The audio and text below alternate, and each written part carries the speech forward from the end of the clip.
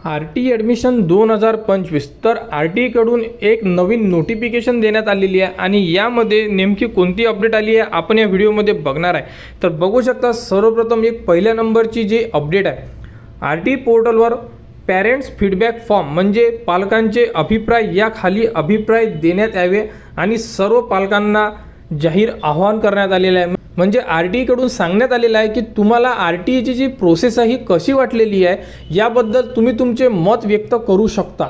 तर भरपूर पालक वर्ग आहे त्यांनी कमेंट्सद्वारे आपल्याला त्यांचे मत सांगितले होते की RT प्रवेश प्रक्रिया कशी आहे।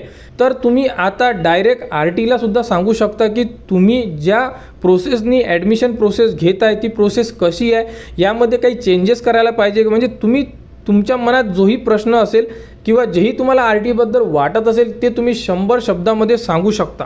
तर यामध्ये बघू शकता की एक PDF देण्यात आलेली आहे आणि सर्व पालकांना यामध्ये आवाहन करण्यात आलेलं आहे की तुम्ही RTच्या प्रोसेसबद्दल तुमचे मत व्यक्त करा।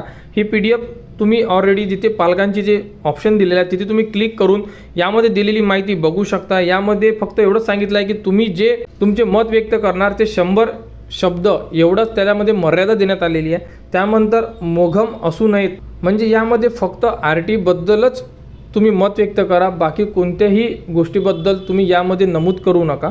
त्यानंतर यामध्ये कोणतीही व्यक्ती संस्था शाळा यावर तुम्ही टीका करू शकत नाही, त्यामुळे तुम्ही त्यांच्याबद्दलची कोणतीही इन्फॉर्मेशन बोलू नका। फक्त प्रोसेसबद्दलच तुम्ही त्यांना सांगू शकता की नेमकी प्रोसेस कशी वाटली। कोणाला चांगली वाटत असेल प्रोसेस चांगल्याबद्दल लिहा, कोणाला जर काही अडचण असेल किंवा कुठे त्यांना काही अडचणी गेल्या असेल तर तुम्ही त्याबद्दल सुद्धा त्यामध्ये नमूद करू शकता की तुम्हाला प्रोसेस आवडली नाही किंवा आवडली अशा प्रकारे। आणि विषयाच्या संबंधित अभिप्राय असावी म्हणजे जेही तुम्ही देणार ते विषय जो आहे RTचा त्या संदर्भातच असले पाहिजे। आणि RT पोर्टलवर पालकांचे अभिप्राय या खाली अभिप्राय देण्यात यावे। तर नेमकं ऑप्शन कुठे आहे बघू शकता। तर हे पेज कॅन्सल करा। तर ही जी PDF होती ही सर्व पालकांना आव्हान, इथून आपण ती PDF डाउनलोड केलेली होती, तुम्ही सुद्धा बघू शकता। त्यानंतर सर्वात खाली जर आले तुम्ही तर बघू शकता इथे एक ऑप्शन दिलेला आहे पेरेंट्स फीडबॅक फॉर्म पालकांचे अभिप्राय। तर इथे क्लिक करा।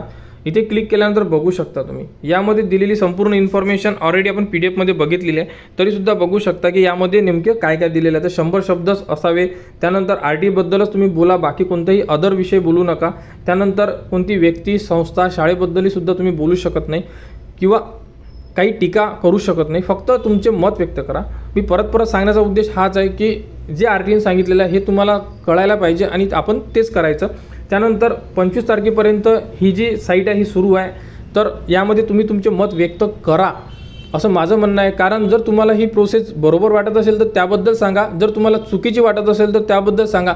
म्हणजे पुढच्या वर्षी जेही विद्यार्थी यामध्ये फॉर्म भरेल तर तुम्ही दिलेल्या जोही अभिप्राय आहे यांचा फायदा पुढील प्रोसेससाठी म्हणजे पुढील वर्षाला जे विद्यार्थी गरीब विद्यार्थी प्रवेश घेणार त्यांना यांचा फायदा होणार आहे।